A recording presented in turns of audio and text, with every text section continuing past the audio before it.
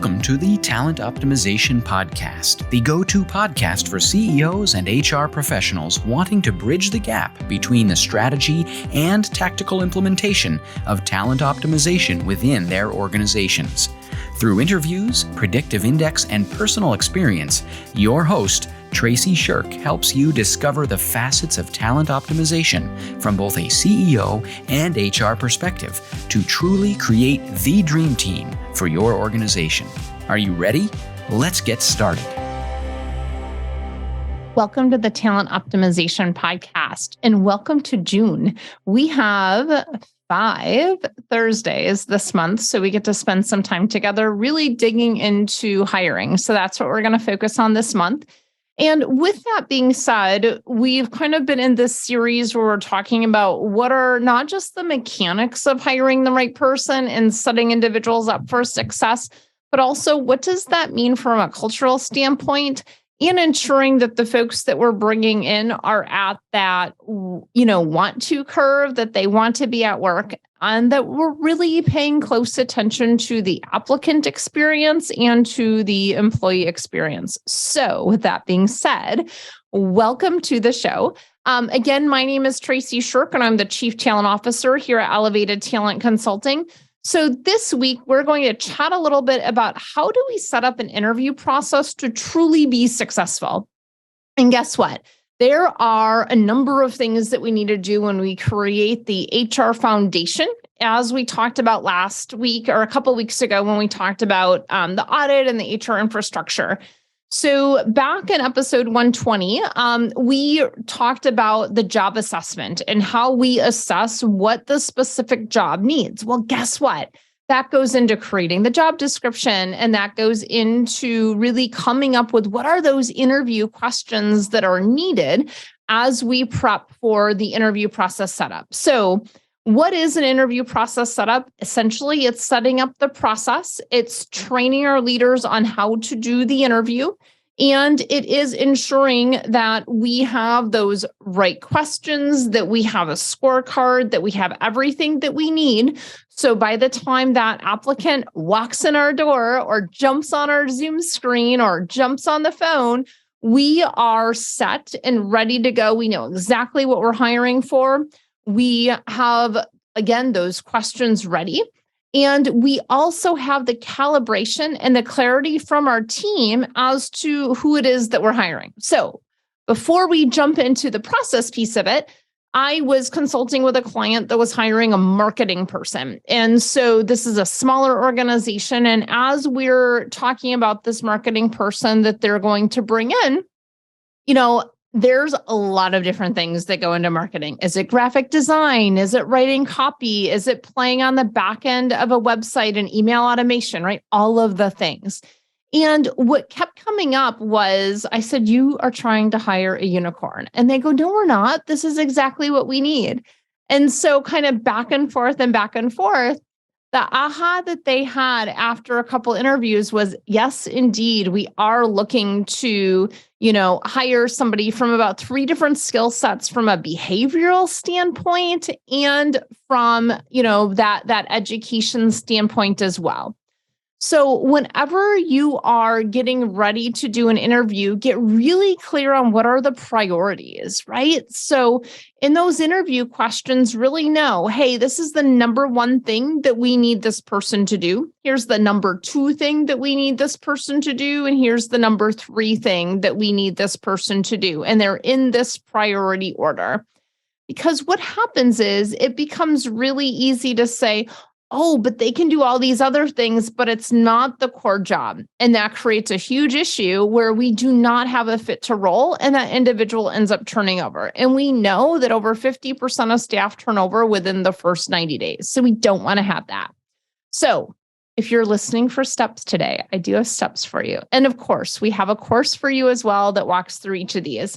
So with the interview, with that interview process set up, make sure you've got your job description and that it is tight and ready to go, that you've already done a job assessment. And that job assessment is really where you go through and you talk with somebody that's in the role that's done a really great job. You have a conversation with a supervisor, and that supervisor saying, hey, this is really what I need from this individual. You have a conversation with a skip level manager. What's a skip level manager? A skip level manager is a manager one level above whoever is supervising that specific employee. Okay. So that skip level manager then will typically have insight into other areas of the organization or where that person can potentially grow into. So that skip level has really great insight that we would definitely want to take into consideration. And then you as human resources, it's so important you are involved in these conversations, because if you're not involved in the conversations and you do the initial screenings, you are going to be sending individuals to your managers and your leaders that are not great fits. And that just creates a whole slew of issues. We are trying to eliminate issues. Remember, last month we talked all about HR self-care.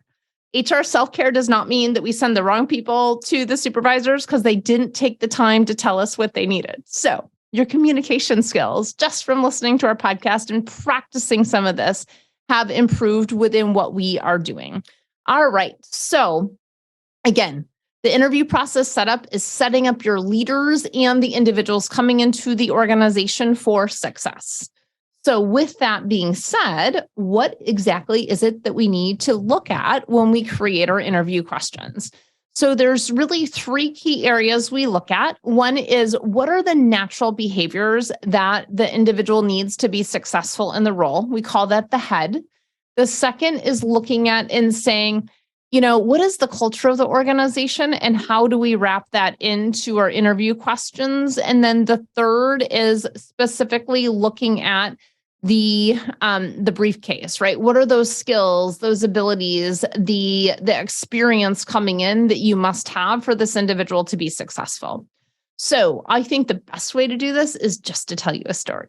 Okay. So I was working with a client a couple weeks ago, and the client is a law firm. So they are looking to bring somebody on that's really going to manage all these cases from front to end for the attorney in charge or for the attorney on the case. And so the first question that I asked this client was, what do you never want to have happen? You notice I'm starting at the end as we prepare for the interview. Okay. So I asked the question, said, what do you never, ever, ever want to have happen? And what she said was, I never want a client to say that they don't know where they're at in the process. I said, okay. So think about you're working with a lawyer on a specific case, and hey, your client wants to know, where are we at in the process? What does this look like? What are the next steps, right? And I said, okay, so this individual that you're hiring in, what role do they play? And they go, hey, they are the key point person all the way from initial intake of, is this a good client, to the collecting documents, to walking them through the entire process that they're going to be going through while they work with us and our organization. I said, great. Now, the next thing I said is, what are the values that are most important to your organization? Okay, so I'm just going to stop here for a second as you're listening so that you can see how I'm setting this client up for success in the interview. We started with what they didn't want because, let's face it, we all like to complain and talk about what we don't want more than what we do want. So we'll just start there for a second. Okay. So we started with what they don't want, and they said, hey, I never want a client to say that they don't know where they're at in the process. Great.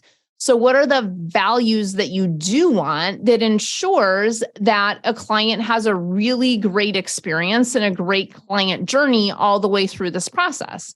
And what she stated to me was, we're people focused, we're compassionate.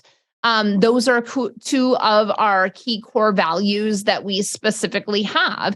And that other value is that we very much have that consistency in that communication. It's clear, it's consistent. I said, great. All right, let's wrap that in. So what else is really important to you about this person? Start describing their traits to me. She goes, they're people focused. I said, okay, what does people focused actually mean? So once I went down 3 different levels, I started to get what people focused meant. And then I could bridge that back into the job description. One of the things I really want you to hear is a job description is mechanical, right? And when we go to hire the individual, we have already done the work in how we assess the job, but we really want to ask questions to hear what exactly is it that we want to hear from them. So the interviewer, whoever that interviewer is, has the question and what they're listening for. Okay. So we've got, here's the interview question, here's what they're listening for. So let me give you an example. If we were to specifically ask an interview question to an individual that says, hey, I want you to tell me about a time where you serviced a client from intake all the way through the completion of their case. What did that look like? So notice we asked a behavioral-based interview question. What we're listening for is we're listening to see, are they people-focused? Are they compassionate? Are they firm with deadlines and what they need?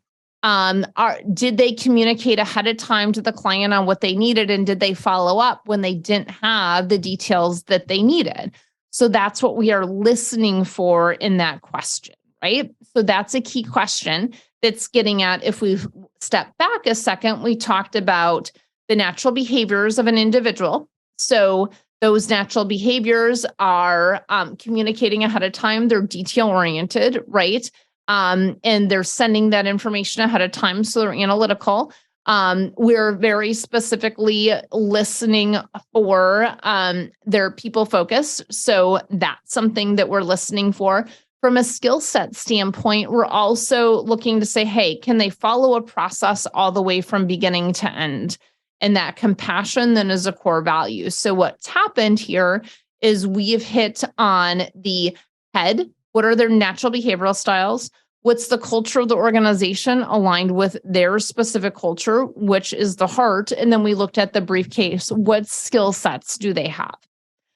So that's an example of how we then walk through and prepare for that interview. So I'm just going to do a quick recap for you of how we prepare for an interview. One, we want to make sure that the job description is complete, that we have created our interview questions that really dig into the head and the heart and the briefcase, aligning to that specific position that we're hiring for.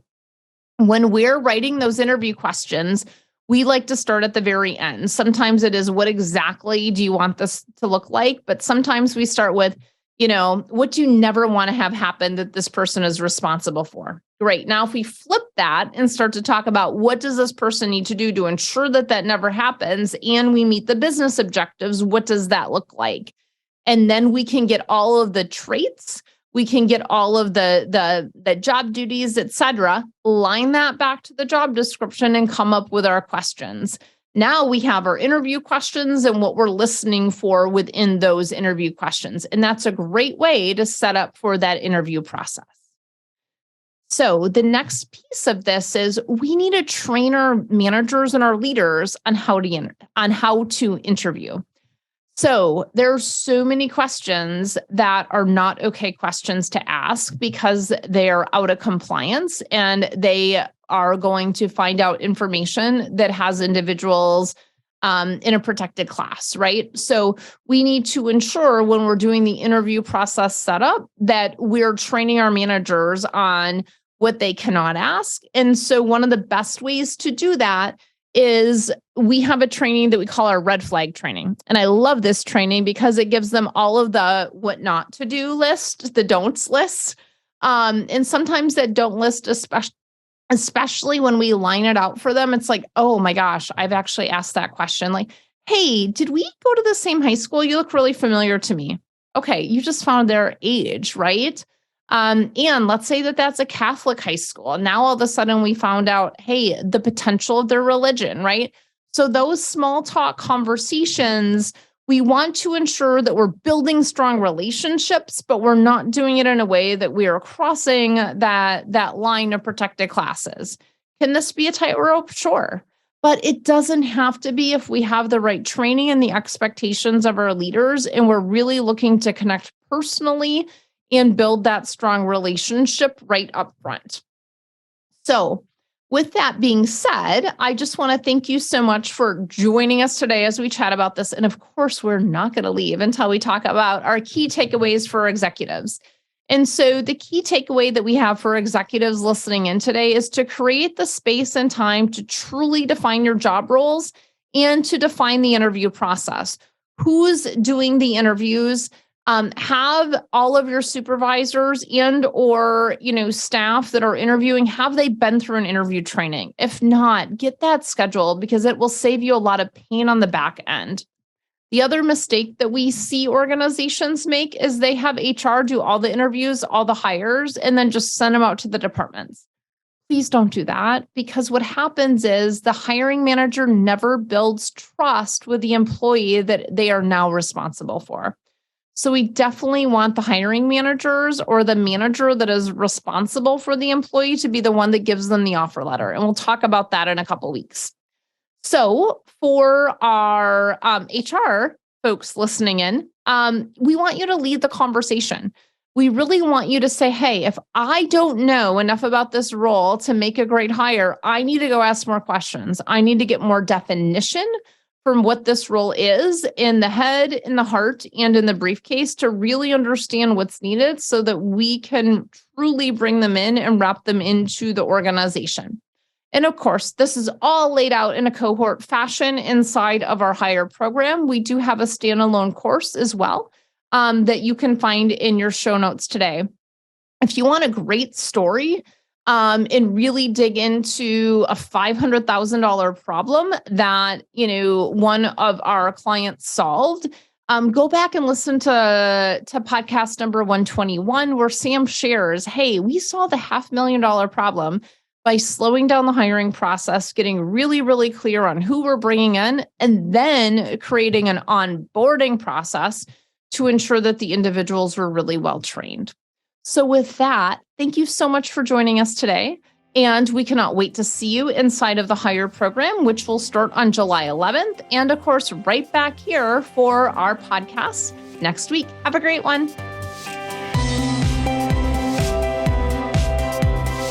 Thank you for joining us on this episode of the Talent Optimization Podcast.